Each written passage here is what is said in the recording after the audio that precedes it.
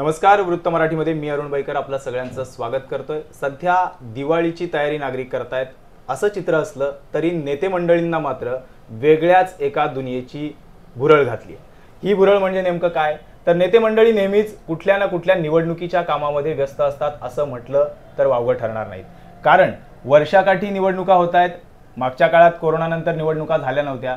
आता जवळपास वर्षभर लोकसभा, विधानसभा, नगरपालिका, नगरपंचायत, जिल्हा परिषद आणि पंचायत समितीच्या निवडणुकांची रणधुमाळी सुरू झाली आहे।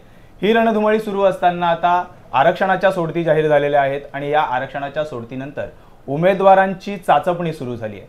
अशातच या निवडणुकीच्या रणधुमाळीमध्ये आपण मुलाखतींचं सत्र सुरू केलंय आणि या सत्रामध्ये सगळ्यात पहिली मुलाखत आपण बदलापुरातील मातब्बर असे नगरसेवक राहिलेले त्याचप्रमाणे भारतीय जनता पक्षाचे ठाणे जिल्ह्याचे महामंत्री संभाजी शिंदे यांच्यासोबत चर्चा करणार आहोत। मुलाखतीचं स्वरूप नेमकं कसं असेल? मुलाखतीच्या स्वरूपामध्ये छोटे प्रश्न नसणार आहेत। छोटे म्हणजे अगदीच पहिलीतल्या मुलाला 1 + 1 म्हणजे किती आणि 10वीतल्या मुलाला 1 × 1 म्हणजे किती अशा प्रकारचं प्रश्नाचं स्वरूप असतं। तसे थेट प्रश्न आपण शिंदे साहेबांसोबत चर्चा करणार आहोत। साहेब, स्वागत आहे आपलं। नमस्कार। सुरुवात आपण करतोय नगर परिषदांच्या निवडणुकीचं पडघम वाजलंय। हे पडघम वाजत असताना आपण एका राज्यात आणि देशात सत्ता असलेल्या पक्षाचे महामंत्री आहात। महामंत्री म्हणून नगरपालिकेच्या निवडणुकीमध्ये भारतीय जनता पक्षाचं या पालिका क्षेत्रामध्ये किती वर्चस्व आहे आणि कशा प्रकारे या निवडणुकीकडे तुम्ही बघता? मी या प्रश्नाला उत्तर देताना काही गोष्टी या ठिकाणी सांगू इच्छितो की बदलापूर नगरपालिकेच्या बाबतीत असेल किंवा महाराष्ट्रातल्या इतर नगरपालिकांच्या बाबतीत असेल, साधारणपणे मुदती संपूर्ण 2.5 वर्ष आणि 5-5 वर्षांचा कालावधी झालेला आहे। बदलापूर नगरपालिकेची सार्वत्रिक निवडणूक होऊन जवळजवळ 10 वर्षांचा कालावधी झाला आहे। म्हणजे 5 वर्षाची ती मुदत आणि पुढच्या 5.5 वर्ष प्रशासकीय राजवट आहे। खरं तर लोकशाहीला हे अभिप्रेत नाही आहे। माननीय सर्वोच्च न्यायालयामध्ये त्या बाबतीत केस चालू होती आणि घटना दुरुस्ती जी केली गेली राजीव गांधींनी 1992 साली 74वी घटना दुरुस्ती केली, त्याच्यामध्ये एखाद्या बॉडीची मुदत संपल्यानंतर 6 महिन्याच्या आतमध्ये निवडणुका घेऊन त्या ठिकाणी लोकनियुक्त सरकार किंवा लोकनियुक्त बॉडी येणं गरजेचं आहे अशी कंपल्सरी अमेंडमेंट त्या ठिकाणी केली होती। परंतु भारतीय न्यायव्यवस्था आणि याच्यामध्ये असणारे सगळे लॅक्युनाज, सुप्रीम कोर्टामध्ये असणाऱ्या तारखांचा खेळ, या सगळ्यांमध्ये ह्या निवडणुका पुढे गेल्या। 5.5 वर्ष बदलापूर नगरपालिकेमध्ये प्रशासकीय राजवट आहे आणि निश्चितपणे ज्यावेळेला प्रशासनाच्या हातामध्ये कारभार असतो त्यावेळेला त्याच्यावर लोकप्रतिनिधींचं वर्चस्व नसतं, नागरिकांना आवश्यक तसा न्याय त्या ठिकाणी मिळत नाही। कोरोनाच्या कालावधीमध्ये सुद्धा लोकांनी या गोष्टीचा अभ्यास त्या ठिकाणी झालेला आहे। त्याच्यामुळं या निवडणुका लागल्यात ही खूप या ठिकाणी आनंदाची गोष्ट आहे। खरं तर निवडणुका ह्या लोकशाहीचा एक महत्त्वाचा भाग आहे। लोकनियुक्त सरकार निवडण्यासाठी नागरिकांना दिलेला, घटनेने दिलेला, संविधानाने दिलेला तो अधिकार आहे। तो अधिकार देण्याची या ठिकाणी आता संधी, जो अधिकार निभावण्याची संधी या ठिकाणी नागरिकांना उपलब्ध झालेली आहे। मी एक गोष्ट सांगतो की बदलापूरच्या बाबतीत शहरात झालं तर बदलापूर नगरपालिकेमध्ये गेल्या नगरपालिकेची स्थापना झाल्यापासून आत्तापर्यंत भारतीय जनता पक्ष सत्तेमध्ये कधी ना म्हणजे कायमच आहे त्या ठिकाणी। 1995 साली पहिल्यांदा नगरपालिका निवडणूक झाली, 95 ते 2000 सुद्धा भारतीय जनता पक्ष सत्तेमध्ये होता, 2000 ते 2005 सत्तेमध्ये होता, 2005 ते 2010 मध्ये सत्तेमध्ये होता। आम्ही सगळे लोक आमदार किसन कथोरे यांच्या नेतृत्वाखाली 2015 मध्ये भारतीय जनता पक्षामध्ये आलो।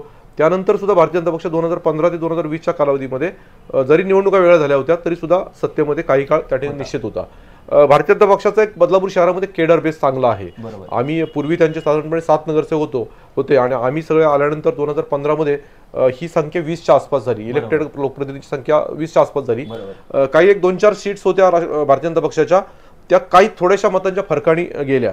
2015च्या निवडणुकीचा जर अभ्यास केला तर एकूण त्यावेळेला असणाऱ्या 47 प्रभागांचं जर वोटिंग काढलं, त्यावेळेला सिंगल वॉर्ड सिस्टीम होती, नगराध्यक्ष पण थेट नव्हता।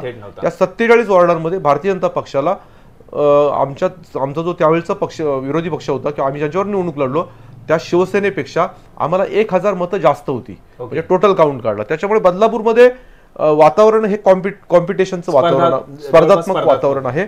आमचे 20 सदस्य होते, त्यांचे त्या ठिकाणी 23 सदस्य होते, 1 अपक्ष होता आणि 2 राष्ट्रवादी काँग्रेस पक्षाचे सदस्य होते। त्याच्यामुळे इथे बदलापूरमध्ये एक स्पर्धात्मक वातावरण निश्चितपणे आहे बदलापूर शहरामध्ये। त्यानंतर तर भारतीय जनता पक्षाचा खासदार पण भारतीय जनता पक्षाचे 2015 ते 20च्या दरम्यान त्या ठिकाणी होते। 2020 ते 2 म्हणजे 2019 ते 2024च्या दरम्यान सुद्धा भारतीय जनता पक्षाचे खासदार होते। आज आमदारांचा विचार केला तर 2015 पासून सातत्याने गेली म्हणजे 3 निवडणुका किसन कथोरे भारतीय जनता पक्षाचे आमदार बरोबर, आहेत, बरोबर. तर ती महायुतीचे आमदार त्या ठिकाणी आहेत. एकदा त्यांनी 2015 मध्ये निवडणूक वेगळा लढलं होतं. त्यामुळे भारतीय जनता पक्षाचा या शहरामध्ये एक चांगला केडर बेस आहे. बदलापूर शहरातल्या एकूण पूर्वी असणाऱ्या 47 प्रभागांमध्ये आणि आत्ताच्या 49 सदस्य संख्येमध्ये असणाऱ्या 24 प्रभागांमध्ये भारतीय जनता पक्षाचं प्रत्येक प्रभागामध्ये त्या ठिकाणी काम आहे. भारतीय जनता पक्षाचे नगरसेवक असतील किंवा भारतीय जनता पक्षाचे कार्यकर्ते असतील, यांचा विचार केला तर त्यांच्याकडे चांगला वोटर बेस या ठिकाणी आहे. भारतीय जनता पक्षाच्या नगरसेवकांनी केलेली कामं, भारतीय जनता पक्षाच्या आमदारांनी केलेली कामं आणि भारतीय जनता पक्षाच्या खासदारांनी गेल्या 10 वर्षामध्ये केलेली कामं, आमदारांनी गेल्या 15 वर्षामध्ये या संपूर्ण बदलापूर शहराचा केलेला विकास, हे मुद्दे या ठिकाणी महत्त्वाचे आहेत. आणि त्यामुळे भारतीय जनता पक्षाचा एक चांगला वोटर बेस या शहरामध्ये त्या ठिकाणी तयार झालेला आहे. थांबवतो तुम्हाला मी. तुम्ही आता जसं सांगताय की भारतीय जनता पक्षाच्या मतदारांचा एक केडर बेस तयार झालेला आहे आणि हा केडर बेस तुम्हाला थेट नगराध्यक्ष पद मिळून देईल. निश्चितपणे आता नगराध्यक्ष थेट आहे आणि हा थेट नगराध्यक्ष आणि पॅनल सिस्टीम हा भारतीय जनता पक्षाचाच कन्सेप्ट आहे. बरोबर. 2014 साली ज्यावेळेला देवेंद्र फडणवीस मुख्यमंत्री झाले त्यावेळेला त्यांनी महाराष्ट्रामध्ये थेट सरपंच, थेट नगराध्यक्ष आणि पॅनल सिस्टीम हे सगळे कन्सेप्ट त्या ठिकाणी राबवले. भारतीय जनता पक्षाने तो कन्सेप्ट का राबवला तर भारतीय जनता पक्षाचा सगळ्या शहरांमध्ये त्या ठिकाणी बेस आहे. म्हणजे ज्यावेळेला क्वांटम मध्ये मतदान होतं, आता पूर्वी कसं व्हायचं की नगरसेवकांमधून सदस्य निवडले जायचं, नगराध्यक्ष निवडला जायचा, त्यामुळे शहरातल्या प्रत्येक नागरिकाला आपला जो मेन लोकप्रतिनिधी आहे किंवा नगराध्यक्ष आहे तो निवडण्याची संधी नव्हती. भारतीय जनता पक्षाने या सगळ्या बाबींचा विचार केला, फक्त बदलापूरचाच नाही तर महाराष्ट्राचा विचार केला. तुम्ही 2014च्या नंतर जर पाहिलं तर महाराष्ट्रामध्ये प्रत्येक नगरपालिकेमध्ये भारतीय जनता पक्षाची सत्ता सगळ्यात जास्त सत्ता भारतीय जनता पक्षाची आली आहे. महानगरपालिकांमध्ये सगळ्यात जास्त महानगरपालिकांमध्ये भारतीय जनता पक्षाची सत्ता आली आहे. महापौर भारतीय जनता पक्षाचे बसलेले आहेत. त्याच्यानंतर जिल्हा परिषदांमध्ये अध्यक्ष, सदस्य सुद्धा भारतीय जनता पक्षाचे जास्त मोठ्या प्रमाणात आहेत. पंचायत समितीचे सभापती आणि यांचा क्वांटम काढला तर गेल्या 10 वर्ष भारतीय जनता पक्ष 1 नंबरला आहे.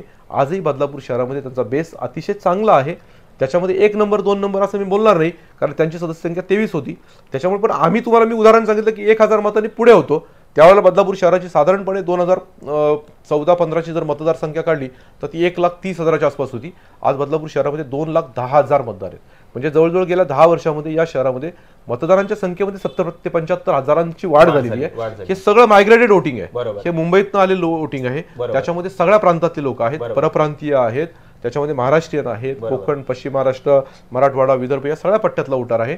त्याच्यामुळे इथे भारतीय जनता पक्षाचा बेस चांगला 100% मजबूत आहे. भारतीय जनता पक्ष म्हटलं की गल्लीपासून दिल्लीपर्यंतची निवडणुकी फक्त जिंकण्यासाठी लढायची अशा प्रकारचे अजेंडे घेऊन उतरते. तशा पद्धतीचं कार्यकर्त्यांकडून काम होतं. या निवडणुकीमध्ये तुम्ही महामंत्री म्हणून या नगर परिषदेच्या निवडणुकीमध्ये कशा प्रकारची तयारी केली आहे? तुम्हाला एक सांगतो, भारतीय जनता पक्ष मी तुम्हाला नेहमी सांगितलं की एक संघाची पार्श्वभूमी असणारा पक्ष आहे. बरोबर. त्यामुळे केडर बेस पक्ष आहे. या केडर बेस पक्षाचा कार्यकर्ता कसा असतो, आमच्याकडे 50 पेज नावाचा आहे, एखादी मतदार यादी असते त्याच्यावर पानं असतात. आमच्याकडे 50 प्रमुख वरनं बूथ प्रमुख, बूथ प्रमुखावरनं शक्ती केंद्र प्रमुख, शक्ती केंद्र प्रमुखावरनं वार्ड अध्यक्षावरनं आमचा विभागीय अध्यक्ष, शहर अध्यक्ष, जिल्हाध्यक्ष असं स्तर आहे. त्याच्यामुळे आमचं त्या 50 प्रमुखामध्ये 35 वोटर असतात. तिथं सुद्धा आमचं लक्ष असतं. तर त्याच्यामुळे या केडर बेस पक्षाला ज्यावेळेला आपण निवडणुकांना सामोरे जातो ना त्यावेळेला या सगळ्या गोष्टींचा अभ्यास करायची फार गरज पडत नाही. आमच्या प्रत्येक कार्यकर्त्याचा त्या ठिकाणी अभ्यास असतो. आणि भारतीय जनता पक्षाचं एक वैशिष्ट्य आहे की भारतीय जनता पक्ष शांततेच्या काळात काम करतो. त्यामुळे युद्धाच्या काळामध्ये खूप काही काम करावं लागत नाही. ऑपरेशन सिंदूरचं उदाहरण आहे की मोदींनी गेल्या 2014 पासून 2025 पर्यंत जे सगळं डिफेन्समध्ये सिस्टीम तयार केली होती. त्याच्यामुळे ऑपरेशन सिंदूर आपल्याला चांगल्या पद्धतीने करता आलं. तसंच पॉलिटिकली पण आम्ही तेच करतो. आम्ही शांततेच्या काळात लोकांची चांगली कामं करतो, विकासाची कामं करतो आणि नंतर म्हणजे निवडणूक म्हणजे युद्ध समजू आपण, त्या युद्धाच्या काळात आम्ही लोकांसमोर जातो त्यावेळेला आमच्याकडे तयारी असते. या युद्धाच्या काळात तुम्ही कोणी सहकारी सोबत घेणार आहात? युतीचा काही प्रस्ताव? निश्चितपणे भारतीय जनता पक्षाची सत्ता दिल्लीला आहे, युतीमध्ये आहे, म्हणजे NDAची सत्ता आहे. महाराष्ट्रामध्ये महायुतीची सत्ता आहे. त्या ठिकाणी भारतीय जनता पक्ष हा मुख्य पक्ष आहे. शिवसेना शिंदे गट की मुख्य शिवसेना आहे, अजितदादांचा राष्ट्रवादी गट आहे. त्यामुळे आमची मुंबईमध्ये सत्ता आहे. आमच्या लोकांनी सगळ्यांनी सांगितलं की महायुती करायची आहे. पण आता युती करायची का नाही याच्यासाठी 3 स्तरीय चर्चा होतात. एक शहर स्तरीय पहिल्यांदा चर्चा होते, त्याच्यानंतर ती चर्चा जिल्हा स्तरावर जाते आणि जिल्हा स्तरावरनं प्रदेश पातळीवर जाते. म्हणजे युती करायची का नाही हे पहिले शहरातले लोक वातावरण बघून ठरवतात. त्याच्यानंतर त्याची चर्चा जिल्ह्यात जाते. जिल्ह्याचे जे नेते असतात आमचे ते बसतात की हा बरोबर या शहरांमध्ये भारतीय जनता पक्षाला पोषक वातावरण आहे का, मग त्याची चर्चा होऊन ती दिल्लीला मुंबईला चर्चा जाते आणि मुंबईमध्ये हा डिसिजन आमच्या बदलापुरातलं वातावरण काय बोलतंय? बदलापूरमध्ये अतिशय चांगलं वातावरण आहे. पोषक आहे. आम्ही भाजपसाठी 100% पोषक आहे. या युतीमध्ये तडजोडी असतात. म्हणजे कसं असतं की नगराध्यक्ष पद आहे, नगरसेवकांचे जे संख्यात्मक दृष्ट्या नगरसेवक पद आहेत, तर ती कोणत्या पक्षाला द्यायची, तर याच्यावर सगळी युतीची गणितं ठरलेली असतात. पण एक सांगतो तुम्हाला, स्थानिक स्वराज्य संस्थांच्या निवडणुकांमध्ये वरच्या लोकांचा पण असा कल असतो की युती करा, तुम्ही ठरवा स्थानिक पातळीवर.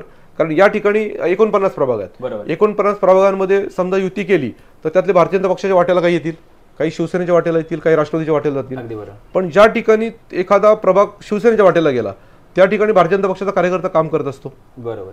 राष्ट्रवादीच्या वाट्याला गेला त्या ठिकाणी भारतीय जनता पक्षाचा कार्यकर्ता काम करत असतो. तो विचार आशा लावून बसलेला असतो की मी लोकसभेच्या निवडणुकीत काम केलंय, मी विधानसभेच्या निवडणुकीत काम केलंय, मला आता तरी संधी मिळेल, मी आता लोकांसमोर जाईल. मग ती संधी दाखवण्याची संधी त्याला स्थानिक स्वराज्य संस्थेच्या निवडणुकीत असते. त्यामुळे त्याची इच्छा असते की निवडणूक व्हावी, आम्ही काय असेल एकमेकांच्या समोरासमोर लढू आणि नंतर आम्ही येऊन युती करू, एकच नंतर युती करू शकतो.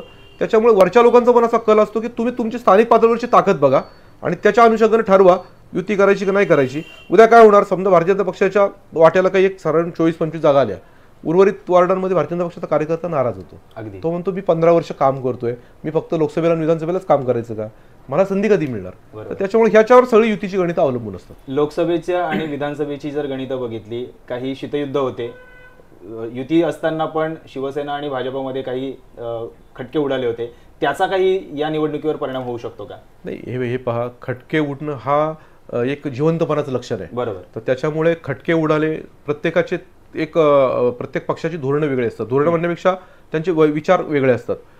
शिवसेनेचा एक विचार वेगळा विचार, हिंदुत्व हा आमचा कॉमन जरी अजेंडा असला आणि विकास हा आमचा कॉमन अजेंडा असला तरी प्रत्येकाचा वेगळा अभिप्राय असतो. कोणाला इच्छा असते की मला ते पद मिळावं. आता ज्या ठिकाणी भारतीय जनता पक्षाचे आमदार असतात त्या ठिकाणी शिवसेनेच्या कार्यकर्त्यांना वाटतं की आम्हाला का नाही आमदारकी मिळत. आता अंबरनाथला शिवसेनेचा आमदार आहे, त्या ठिकाणी भारतीय जनता पक्षाच्या कार्यकर्त्यांना वाटतं का नाही की हा मतदारसंघ आम्हाला मिळावा. इथे बीजेपीचा आमदार आहे, इथे शिवसेनेच्या कार्यकर्त्यांना वाटतं नाही आम्ही एवढे वर्ष शिवसेनेची सत्ता आहे तर आम्हाला इथे आमदारकी मिळाली पाहिजे. खासदारकीला पण तसंच असतं. आता श्रीकांत शिंदे खासदार आहेत, त्या कल्याण मतदारसंघामध्ये भारतीय जनता पक्ष स्ट्रॉंग आहे. पूर्वी राम कापसे कितीतरी वर्ष खासदार होते त्या मतदारसंघामध्ये, तर त्याच्यानंतर तुमचे प्रकाश परंतपे झाले. तर त्याच्यामुळे खासदार आणि आमदार ज्याप्रमाणे असतात तसं पक्षाच्या बाबतीमध्ये जर सांगायचं झालं तर प्रत्येकाला इच्छा असते. त्याच्यामुळे युतीची गणितं कशी बसवायची ह्या अनुषंगाने पक्षाच्या वरिष्ठांनी निर्णय घ्यायचा असतो, स्थानिक पातळीवरच्या लोकांना विश्वासात घेऊन. पुन्हा थोडं मागे नेतो. सुरुवातीचा आपण जो प्रश्न विचारला होता त्याच्यामध्ये उत्तर देताना तुम्ही असं म्हटलं की प्रशासकीय कारभार जो आहे त्या कारभारामध्ये कुठेतरी पारदर्शकतेचा एक कुठेतरी मुद्दा उपस्थित होतो.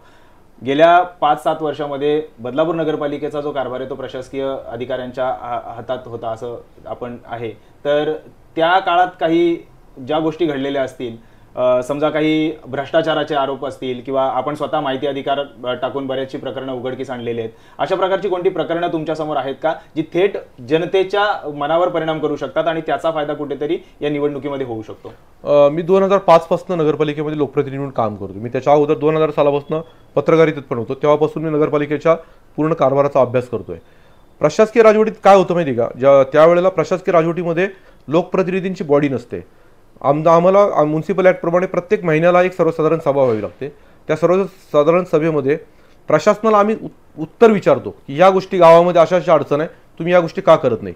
लोकशाहीच्या जी रचना आहे त्या रचनेमध्ये कार्यपालिका म्हणजे बॉडी आणि त्याच्यावर कार्यपालिका म्हणजे एक्झिक्युटिव्ह म्हणजे ऑफिसर्स बॉडीने दिलेले जे आदेश असतात ते यांना पाळणं बंधनकारक असतं.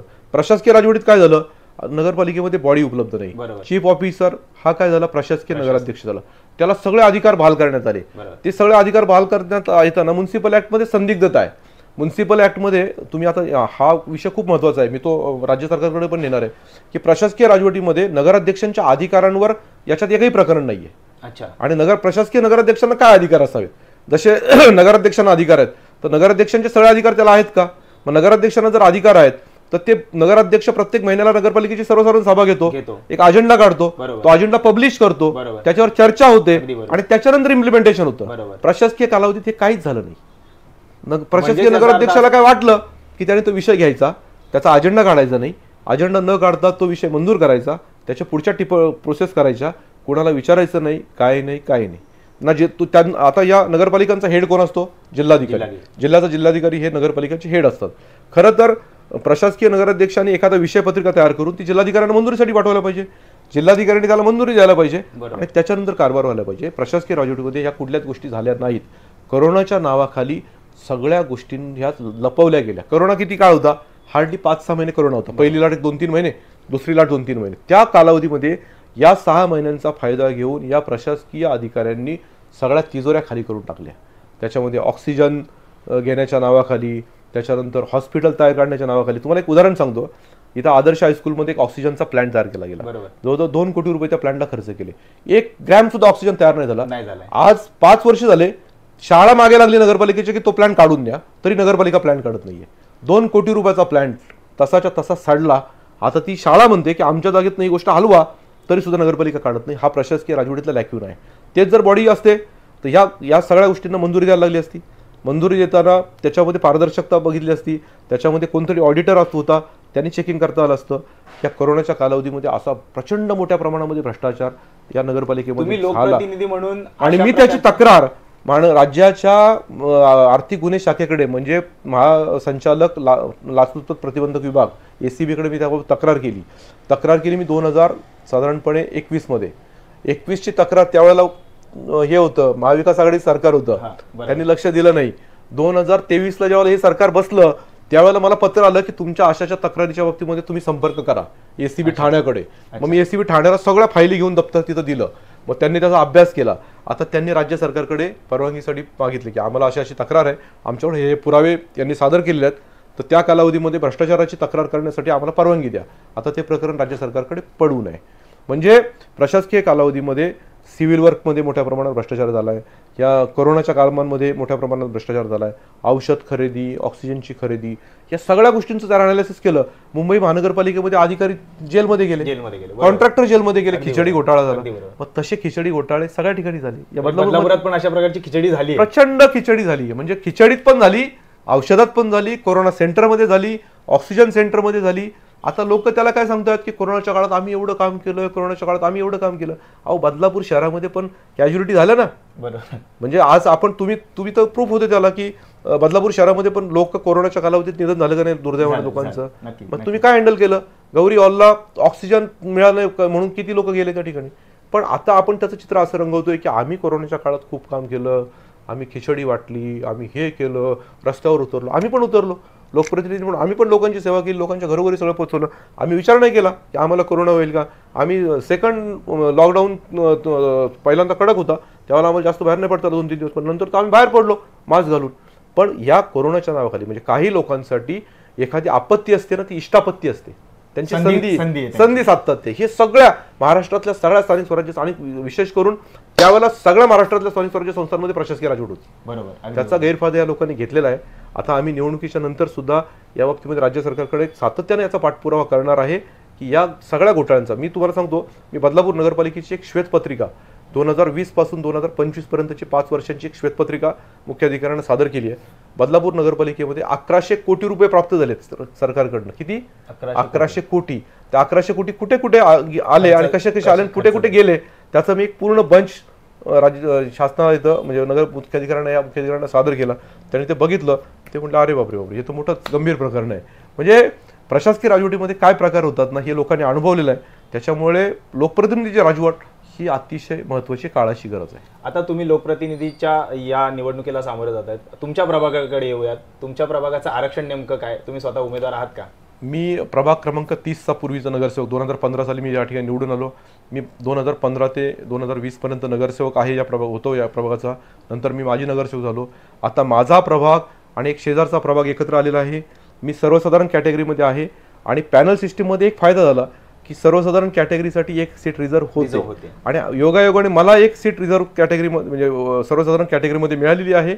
मी सर्वसाधारण कॅटेगरीतनं या प्रभाग क्रमांक 14 त्यातनं मी भारतीय जनता पक्षाचा उमेदवार म्हणून भारतीय जनता पक्षाकडे उमेदवारी मागणार आहे आणि मला खात्री आहे की भारतीय जनता पक्ष मला तिकीट देईल. दुसरी सीट आहे ती OBC लेडीज पडलेली आहे, म्हणजे नागरिकांचा मागास प्रवर्गाची लेडीज सीट पडलेली आहे. एक लेडीज आणि एक जेंट्स अशा सीट्स असतात. मी सर्वसाधारण प्रभागामध्ये प्रभाग क्रमांक 30 हा सर्वसाधारण आहे, म्हणजे 29 आणि 30 प्रभाग एकत्र झाले त्याचा 14 प्रभाग नवीन प्रभाग झाला आहे. त्यामुळे मला परत एकदा नागरिकांची सेवा करण्याची संधी त्या ठिकाणी उपलब्ध झालेली आहे. एकूण 49 आपण सांगितलं, आता 49 नगरसेवक आता निवडून येणार आहेत. यामध्ये भारतीय जनता पक्षाची काही चाचपणी झाली आहे का? एखादा आकडा हाती आलाय का तुमच्या, की 4 जण, 5 जण, 10 जण अशी उमेदवारी निश्चित होते, असं काही संभाव्य उमेदवार? बरोबर आहे. कसं आहे माहिती का, निवडणुकीच्या कालावधीमध्ये ना पत्रकार असतात किंवा संस्था असतात किंवा पक्ष असतात, ते असे आकडे सांगतात की आमचे 27 नगरसेवक निवडून येतील आता, आणि दररोज आकडा तो वाढत जातो. आता मी 4-5 दिवसापासून ज्या बातम्या पाहतोय, काही राजकीय पक्ष त्यांच्या भाषणामध्ये सांगतात की आम्हाला असं वाटलं होतं की आता आमचे 25 येतील, पण नाही, आता असं वाटतं की आता 32 येतील. मग अजून काही दिवसांनी वाटलं आमचे 37 येतील, मग काही दिवसांनी ते बोलतील आमचे 49 येतील. म्हणजे बाकी कोणाचेच काही येणार नाही असे. तसं नसतं. भारतीय जनता पक्षाचे स्वतःचे 20 नगरसेवक इलेक्टेड आहेत, त्यामुळे त्या 20 प्रभागांमध्ये तर भारतीय जनता पक्ष स्ट्रॉंग आहे. परंतु त्याच्याबरोबर सुद्धा इतर वॉर्डांमध्ये सुद्धा भारतीय जनता पक्षाचा कार्यकर्ता त्या ठिकाणी काम करतोय आणि तो विजयासाठी काम करणार आहे. त्याच्यामुळे हा जो दावा आहे ना, हा दावा तुम्ही अनालिसिस करायचं, तुम्ही त्याचं अनालिसिस करायचं. तुम्ही थर्ड आहात. आम्ही पॉलिटिकली लोकांनी आम्ही किती सीट निवडून आम्ही काय सांगणार, आमची सत्ता येणार आहे. भारतीय जनता पक्ष विधानसभेमध्ये असेल, लोकसभेमध्ये असेल, काय सांगत होते, आमची सत्ता येणार आहे. आता आम्ही तिकडे समजा नारा दिला होता किंवा 400 पार, आता आम्हाला नाही मिळाली तेवढी सीट. आम्ही इथे नारा दिला होता की आम्हाला मेजॉरिटी मिळेल, इथे 236 थंपिक मेजॉरिटी मिळाली महायुतीला.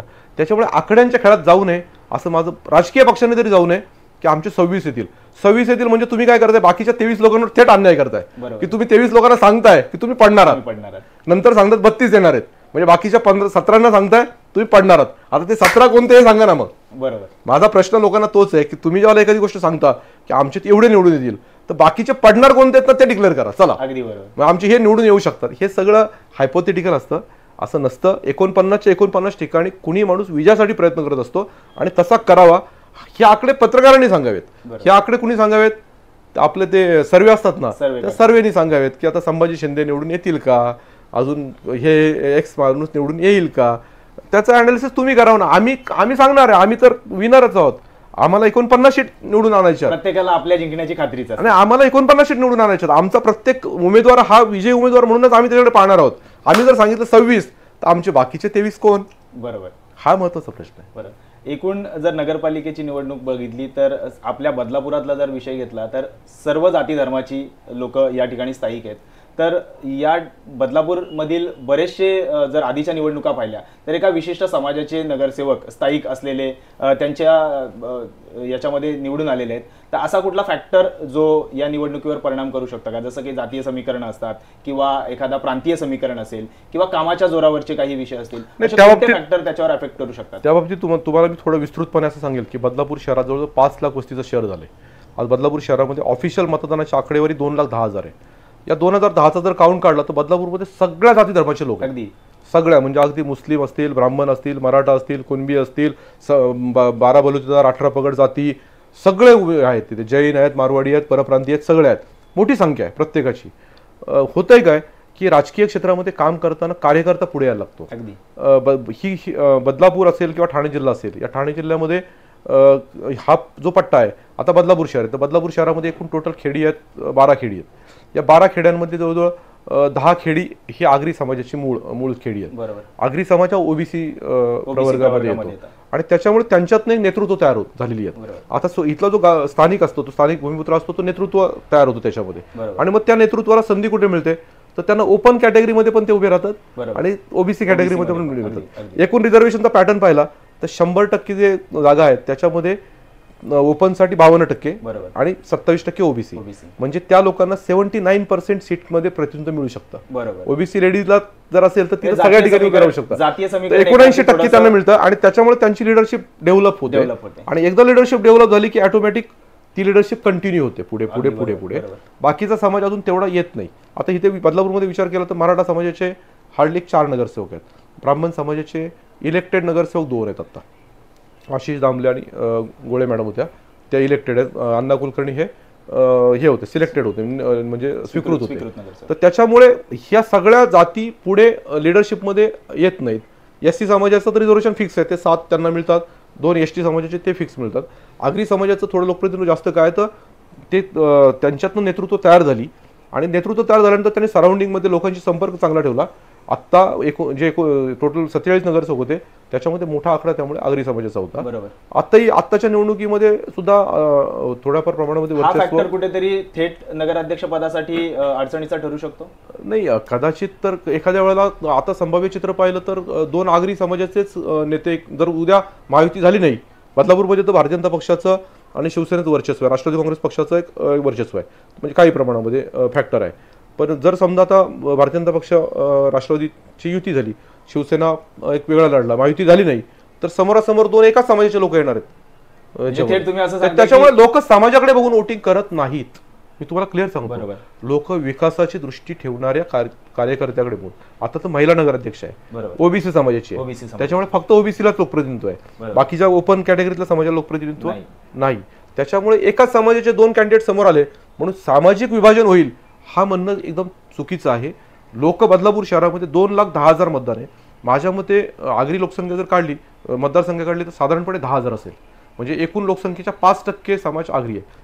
पण लोकप्रतिनिधी त्यांचे जास्त असतात.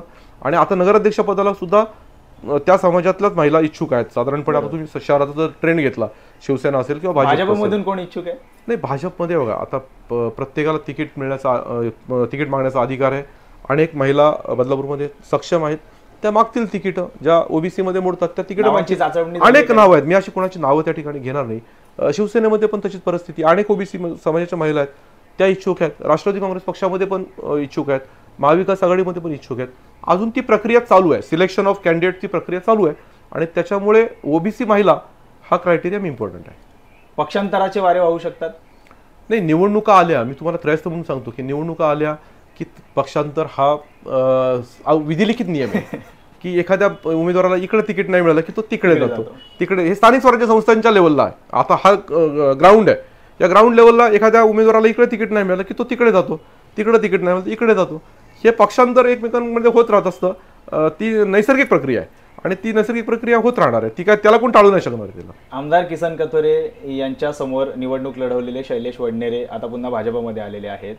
त्याचा फायदा होऊ शकतो की ते फक्त त्यांच्या फायद्यासाठी इथे आलेले? नाही, निश्चितपणे शैलेश वडनेरेंचा खूप मोठा फायदा होऊ शकतो. मी तुम्हाला एक गोष्ट सांगू इच्छितो की 2015 शैलेश वडनेरे हे माझे चांगले मित्र आहेत. मी पण स्थापत्य अभियंता आहे, ते पण स्थापत्य अभियंता आहेत. आम्ही एकत्र काम केलेलं आहे.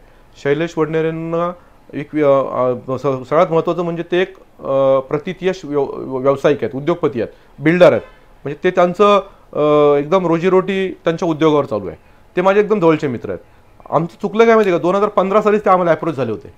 पण आम्ही त्यांना 2015 साली प्रॉपर अप्रोच की 2015 पासून तुम्ही 10 वर्ष त्यांना थांबवलंय. ते 2015 ते आमच्याकडे अप्रोच झाले होते, पण आम्ही त्यावेळेला त्या प्रक्रियेमध्ये नव्हतो आणि त्यावेळेला आमचे काही लोक त्यांच्याशी कनेक्ट करायला विसरले. नाही तर 2015लाच शैलेश वडनेरे हे भारतीय जनता पक्षाचे नगरसेवक असते निश्चितपणे. आणि त्या प्रभागामध्ये भारतीय जनता पक्षाचे एक सिटिंग उपनगराध्यक्ष होते, त्याच्यामुळे त्यांना तिकीट देणं त्यावेळेला शक्य नव्हतं शैलेश वडनेरेंना. पण शैलेश वडनेरे त्यावेळेला आमच्याकडे अप्रोच झालेले होते आणि त्यावेळेला पॅनल सिस्टीम वगैरे नव्हती की डबल 2 नगरसेवक. 2015ला अप्रोच झालेले शैलेश वडनेरे असं तुम्ही आता सांगताय, मग आता कोणी अप्रोच झालेले असेल ते कधी सांगणार? नाही, आता तसं काय बघा, आता जे मी तुम्हाला काय सांगितलं की 2015ला शैलेश वडनेरे अप्रोच झालेले म्हणजे शैलेश वडनेरे आमच्या विचाराचे आहेत, बरोबर, आपल्या विचाराशी निगडीत आहेत. त्यामुळे 2015चे शैलेश वडनेरे 2025 मध्ये भारतीय जनता पक्षामध्ये आले. आता कोणी सध्या संपर्कात असलेलं नाही, असं काही अजून काय तसं नाही. आम्ही अजूनही महायुतीचे वारे वाहत आहेत. अजूनही भारतीय जनता पक्ष जसं वर्ण आदेश येतील त्याप्रमाणे आदेश दिले जातील. आणि त्याच्यामुळे जोपर्यंत युतीबाबत काही चर्चा होत नाहीत तोपर्यंत या पक्षांतराचे वारे लगेच होणार नाही. निवडणुकीला सामोरं जात असताना आपण आता थोडक्यात संपवण्याच्या प्रक्रियेकडे येऊ. निवडणुकीच्या याच्याने जर आपण पाहिलं तर प्रमुख कोणते मुद्दे घेऊन ज्या मुद्द्यांवर तुम्ही प्रचाराला उतरणार? सगळ्यात महत्त्वाचं म्हणजे भारतीय जनता पक्षाचं राज्यामध्ये सरकार आहे, मुख्यमंत्री भारतीय जनता पक्षाचे आहेत, दिल्लीला भारतीय जनता पक्षाचं सरकार आहे, म्हणजे महायुतीचं सरकार आहे. त्यामुळे या ठिकाणी जर भारतीय जनता पक्षाचे आमदार आहेत, या ठिकाणी भारतीय जनता पक्षाचं चांगला केडर बेस आहे. ही नगरपालिका जर भारतीय जनता पक्षाच्या ताब्यात आली तर राज्य सरकारकडनं येणाऱ्या निधीचा आणि केंद्र सरकारकडनं येणाऱ्या निधीचा चांगला विनियोग या ठिकाणी करता येईल आणि मोठ्या प्रमाणात निधी आणता येईल. आता आमदार महोदयांनी तर 15 वर्षामध्ये बदलापूर शहरासाठी शेकडो कोटी रुपयांचा निधी त्या ठिकाणी आणलेला आहे. आता आमचे यापूर्वीचे खासदार होते कपिल पाटील, त्यांच्या माध्यमातून पण मोठा निधी आलेला आहे. आता रवींद्र चव्हाण हे आता प्रदेशाध्यक्ष आहेत की ज्यांचं आता पूर्ण महाराष्ट्राचं नेतृत्व त्यांच्याकडे आहे, ते ठाणे जिल्ह्यातले आहेत, बरोबर. तर त्याच्यामुळे आम्हाला आता मोठ्या प्रमाणात निधी या ठिकाणी या शहरामध्ये मिळू शकतो.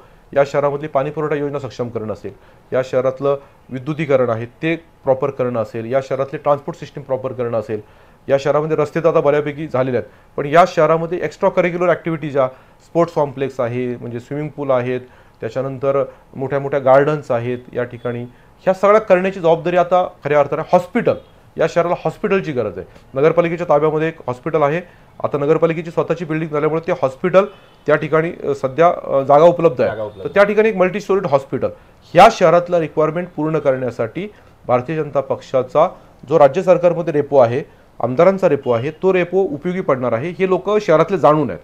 त्याच्यामुळे भारतीय जनता पक्षाला सत्ता कशासाठी पाहिजे, तर ही कामं करण्यासाठी, ही मोठी मोठी कामं करण्यासाठी. आता शहरातले जवळजवळ 90-95% रस्ते कॉन्क्रीट झालेले आहेत. आता शहरामध्ये कॉन्क्रीट काय फार आवश्यकता नाही आहे, पण शहरातलं पाणी पुरवठा सक्षम करण्याची गरज आहे. या शहरामध्ये अंडरग्राऊंड ड्रेनेज सिस्टीम प्रॉपर करण्याची गरज आहे. या शहरामध्ये पूर परिस्थिती निर्माण होते, त्याच्यावर उपाययोजना करण्याची गरज आहे. या शहरामध्ये चांगली हॉस्पिटल्स आणण्याची गरज आहे. या शहरामध्ये चांगलं क्रीडा संकुल आणण्याची गरज आहे. या शहरामध्ये चांगलं नाट्यगृह आणण्याची गरज आहे. या सगळ्या गरजा पूर्ण करण्यासाठी पुढची 5 वर्ष बदलापूर शहराची फार महत्त्वाची आहेत. आता बदलापूर शहराच्या बाजूने बडोदा एक्सप्रेसवे जातोय आपण, 15 मिनिटांमध्ये एअरपोर्टला जाणार आहेत. आता एअरपोर्ट चालू झालंय का, आपण 15 मिनिटात एअरपोर्टला जाणार आहेत. पुढच्या 5 वर्षामध्ये खूप मोठ्या प्रमाणामध्ये मायग्रेशन इथे येणार आहे. आता लॉजिस्टिक पार्क या एक्सप्रेसवे आला की लॉजिस्टिक पार्क त्या ठिकाणी होतात. आपण एअरपोर्टला जाणार असल्यामुळे एअरपोर्टला जो कामगार काम करतो त्याला सगळ्यात स्वस्त घरं बदलापूर शहरामध्ये उपलब्ध आहेत. पनवेलला घर घेऊ शकत नाही, तो वाशीला घर घेऊ शकत नाही. तो बदलापूरला जर 15 मिनिटात येणार असेल, आपण परदेशात जातो, एअरपोर्ट पासून शहर 1 तासावर असतं. आता 15 मिनिटात आपण बदलापूर शहरात जर येणार असेल, तो तिथे तो एअरपोर्टवर काम करणारा जो काम असेल, लॉजिस्टिकमध्ये असेल, तिथल्या सगळ्या माल वाहतुकीमध्ये असेल, हा बदलापूरला राहिला आहे. त्यामुळे बदलापूरची लोकसंख्या पुढच्या 5 वर्षामध्ये झपाट्याने वाढणार असल्यामुळे बदलापूर शहराला एक चांगली विकासाची दृष्टी ठेवणारी नेतृत्वांची गरज आहे, नगरसेवकांची गरज आहे. हे बदलापूरकर ओळखून आहेत. त्याच्यामुळे बदलापूर शहरामध्ये चांगले लोकप्रतिनिधी निवडून यावेत, उच्च शिक्षित लोकप्रतिनिधी निवडून यावेत, अशी लोकांची इच्छा आहे. आम्ही जेव्हा बाहेर फिरतो तेव्हा आम्हाला ही गोष्ट जाणवते. आणि ज्यांना काहीतरी अनुभव आहे, ज्यांचा काहीतरी अभ्यास आहे, जे या शहराला चांगल्या दिशेने नेऊ शकतात, अशा लोकांना 100% लोक निवडून देतील. आमदार महोदय हे आमचं नेतृत्व आहे. या ठिकाणी आम्हाला मुख्यमंत्र्यांच्या बरोबर आम्ही काम करतोय. आता एकनाथ शिंदे पण नगरविकास मंत्री आहेत, ते पण महाराष्ट्र सरकारमध्ये उपमुख्यमंत्री म्हणून काम करत आहेत. अजितदादा पवार आहेत. एक चांगलं सूत्र जुळून आले. पुढची 5 वर्ष बदलापूरसाठी खूप महत्त्वाची आहेत, असं एक बदलापूरकर म्हणून माझं मत आहे. त्यामुळे नागरिकांना माझी विनंती आहे, अतिशय म्हणजे सत्सद विवेकबुद्धी जागरूक ठेवून कुठल्याही पैशांच्या आमिषाला बळी न पडता त्या ठिकाणी मतदान करा. बदलापूरमधला मतदार हा अतिशय जागरूक आहे आणि 100% मला खात्री आहे. मी आतापर्यंत 3 निवडणुका लढलोय. लोक सांगतात नगरपालिकेच्या निवडणुकीला खूप पैसे लागतात, अतिशय चुकीचं आहे. या शहरातल्या मतदारांचा तो अपमान आहे. या शहरामध्ये ठीक आहे, एक 5-10% लोक काहीतरी आमिषाला बळी पडत असतील, पण आजही मला खात्री आहे या शहरातला 80-85-86% मतदार पैसे घेत नाही. लोक सांगतात सोसायट्यांची लोक आम्हाला पेवर ब्लॉक करून मागतात. अहो माझ्या वॉर्डामध्ये 100 सोसायट्या आहेत, मला आतापर्यंत एक पण सोसायटीने असं काय मागितलेलं नाही. त्यामुळे एखाद्या 1-2 सोसायट्यांनी समजा एखाद्याकडे मागितलं तर त्याच्यामुळे बाकीच्या 95 सोसायट्यांना बदनाम करणं चुकीचं आहे. लोक अजूनही भारतीय लोकशाही मधला मतदार हा अतिशय जागरूक आहे आणि बदलापूर मधला मतदार तर अतिशय जागरूक आहे. माझी या बदलापूरच्या मतदारांवर प्रचंड विश्वास आहे. मी 3 निवडणुका लढवलेला माणूस आहे. त्याच्यामुळे मला मतदारांवर प्रचंड माझा विश्वास आहे आणि मतदार चांगल्या पद्धतीचे लोकप्रतिनिधी बदलापूर शहरात निवडून देतील याची मला खात्री आहे. शेवटचा प्रश्न घेऊयात. थेट नगराध्यक्षपदाची निवडणूक होणार आहे. या निवडणुकीमध्ये युती झाली तर किंवा युती झाली नाही तर दोन्ही पर्यायामध्ये भारतीय जनता पक्षाचा नगराध्यक्ष होणार का? भारतीय जनता पक्ष युती झाली तर नॅचरल जस्टिस प्रमाणे अंबरनाथ शिवसेनेला सुटतं, बदलापूर बीजेपीला सुटतं. 2005चा तुम्हाला पॅटर्न सांगतो. 2005ला थेट नगराध्यक्ष होते, अंबरनाथचं नगराध्यक्ष पद शिवसेनेला सुटलं, बदलापूरचं नगराध्यक्ष पद बीजेपीला सुटलं. त्याच्यामुळे युती झाली तर तो पॅटर्न ठीक एकदम ओकेच आहे, मग तर हा बदलापूरला बीजेपीलाच सुटणार आहे. युती नाही झाली तरी सुद्धा बीजेपीची तयारी आहे थेटमध्ये निवडणूक लढवण्याची आणि भारतीय जनता पक्ष जेव्हा थेट लढेल त्यावेळेला निश्चितपणे विजयासाठी प्रयत्न करेल. त्याच्यामुळे भारतीय जनता पक्षाचाच नगराध्यक्ष बसेल असं मी आता ठामपणे मला सांगणं आवश्यकच आहे आणि आमचा कॉन्फिडन्स तेवढा लेवल आहे, कारण आमच्याकडे खासदार आहेत, आमदार आहेत, माजी खासदार आहेत, हे सगळे लोक आमच्याबरोबर आहेत, पक्ष आहे आणि निश्चितपणे लोक पण आमच्याबरोबर आहेत. आम्ही कुठल्याही पक्षावर टीका करणार नाही. शिवसेना आमचा हा मित्रपक्ष आहे, राष्ट्रवादी काँग्रेस पक्षाचा आमचा एकदम जवळचा मित्रपक्ष आहे. त्याच्यामुळे या शहरातले नागरिक निश्चितपणे युती झाली तरीसुद्धा भारतीय जनता पक्षाला कल देतील, युती नाही झाली तरी सुद्धा भारतीय जनता पक्षाला कल देतील याची मला निश्चितपणे एक भारतीय जनता पक्षाचा जिल्ह्याचा पदाधिकारी या नात्याने खात्री आहे. आणि मी एक स्वतः उमेदवार आहे. मला निश्चितपणे सांगतो, मी माझ्या प्रभागामध्ये अनेक लोकांकडे या बाबीचा सर्वे केलेला आहे आणि मी निश्चितपणे माझ्या लोकांचा माझ्यावर, आमच्या आमदारांवर, आमच्या पूर्ण पक्षावर चांगला विश्वास आहे. आणि बदलापूरमधली निवडणूक ही अतिशय खेळीमेळीच्या वातावरणात होते. बदलापूर शहरामध्ये कुठलीही म्हणजे भांडणं मारामारी हा प्रकार होत नाही. हे अतिशय शांत शहर आहे आणि माझी तमाम उमेदवारांना सुद्धा सांगणं आहे, पक्षाच्या लोकांना पण सांगणं आहे की आपण अतिशय खेळीमेळीच्या वातावरणात आम्ही निवडून आल्यानंतर एकमेकांच्या जवळ जातो. आता आम्ही मागच्या आम्ही युती न करता लढलो, नंतर येऊन युती केली परत. आणि शहराचा विकास हा महत्वाचा केंद्र पकडून काम करणं महत्वाचं आहे. या शहरामध्ये गरीब, मध्यमवर्गीय सगळे लोक राहतात, मुंबईला कामाला जातात, 2-2 तास प्रवास करतात. तो या शहरामध्ये आल्यानंतर त्याला सुख समाधान पाहिजे असतं आणि ते सुख समाधान देण्याची जबाबदारी आमची लोकप्रतिनिधींची आहे. हेच यातला सर्वात महत्त्वाचा विषय. निश्चितच या निवडणुकीचा थेट नगराध्यक्ष हा भाजपचा होईल असा विश्वास शिंदे साहेबांनी या ठिकाणी व्यक्त केला आहे.